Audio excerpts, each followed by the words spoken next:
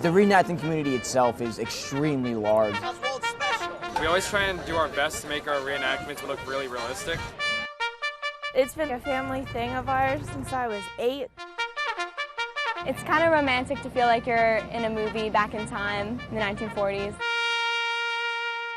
Yeah, it's really fun. We're at World War II weekend in Reading, Pennsylvania.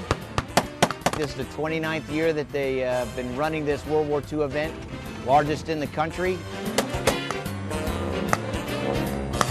We're here really to remember, honor, and serve our veterans in our own way. Being an only child, this is the closest thing to a brother or family I've had. Aww. Shut up. We've been Civil War reenacting since the 1980s, but World War II, couple of years. Yeah. I live in D.C., but I'm like obsessed with World War II. 2-hour drive up here, totally worth it so far, and it's amazing here. I got to her house and she was wearing an outfit that didn't match mine, and I said, you have to change because we need to match so that everybody knows that you're with me. So she changed and she looks great. Here I am in a striped dress. The GP mediums in the back, we actually used 3 of those for our wedding. The guy was also a photographer, and I was like, do you just have a minute up here to kind of like take some photos for our engagement photos and kind of just have some fun?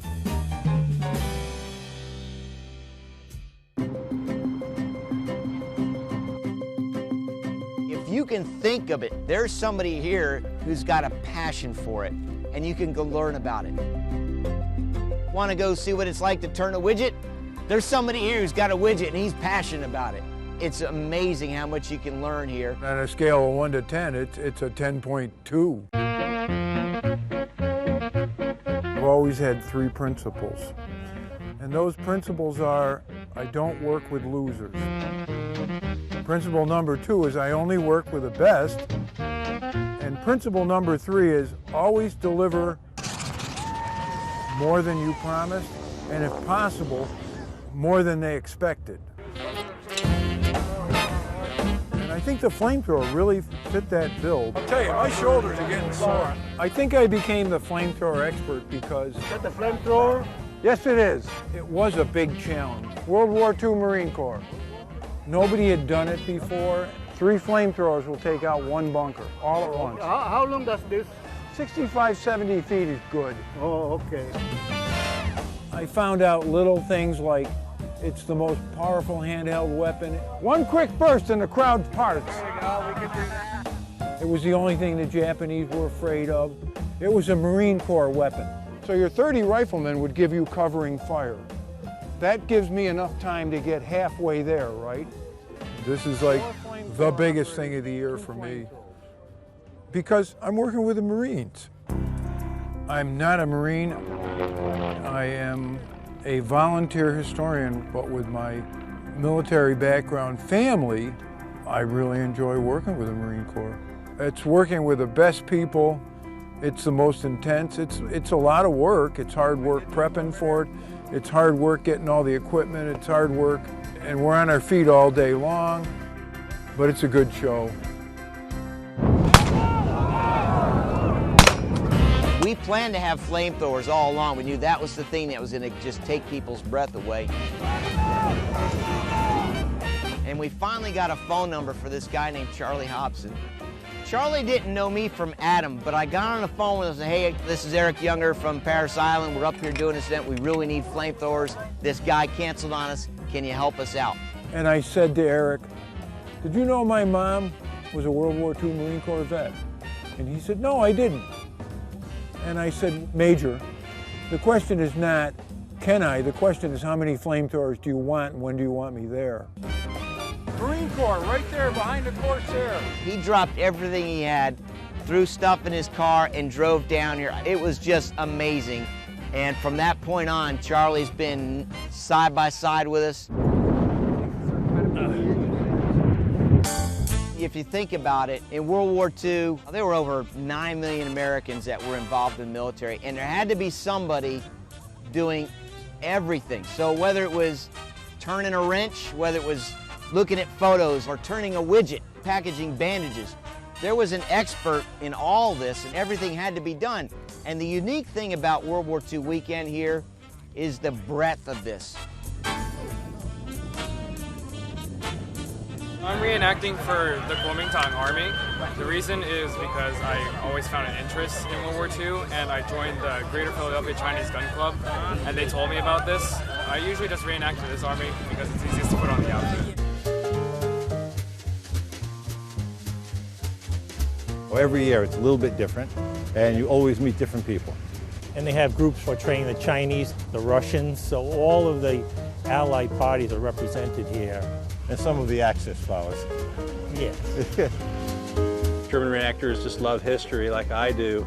The public's really fascinated with the German army, and maybe that's something Hollywood's done. They're fascinated with the tactics. I'm very sensitive what people think about people reenacting German soldiers. And one way you could say we're really kind of paint cops and robbers, and someone's got to be the robber and someone's got to be the cop. The Americans and the British need someone to fight, so we have an important role to play. Got it broken out with the 3 different flamethrowers. I'll be on the rifle squad. The assault squad will have Chris and Jimmy. We have a very eclectic group. We've got Marines who joined back in the 60s, 70s, 80s, 90s, even some from the 2000s. We have a couple members who are still on active duty. They all come together and we put this amazing show together, and it's just like it all clicks.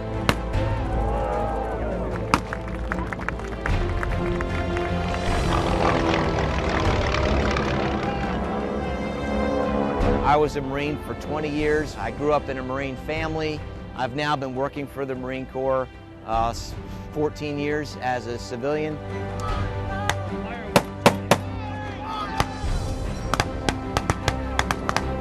Marines, among all the services, really takes pride in passing on our legacy to our younger Marines. We look at it as a sacred duty, and so that's what we do. And that's really what got the Marines here interested in passing on our heritage in this unique way.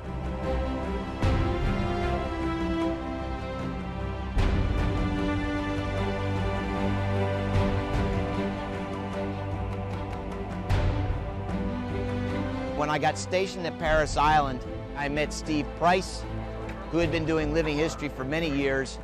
At that point, flame comes up. There was the inspiration for starting what has now become the Parris Island Living History Detachment. We're actually part of the curriculum now down at the recruit depot when we teach recruits about history. Behind the door, her daddy kept a shotgun. In the springtime. Just like everybody else, we have a static display that's got Marine weapons, equipment, and gear from World War II, everything from the early war to what transitioned to the rest of the war. He kept it for that young Marine who's far, far away.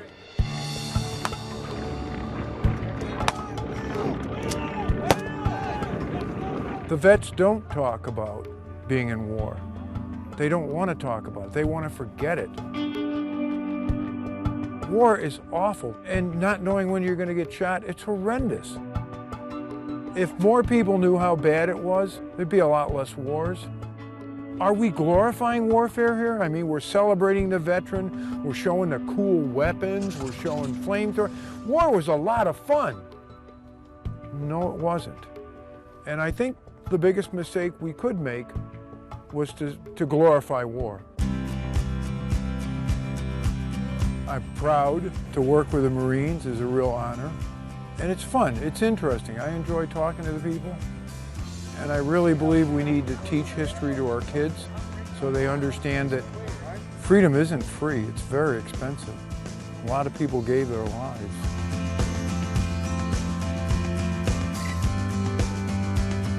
Forgive the sentimentality, but one thing about all of this, it's really true for Marines, but I'm going to include everybody in here that's out here doing this. They do this mostly because of love. That's what animates Marines in battle, their love of the fellow Marine next to them. I think this is just another way that it gets shown. It's awesome.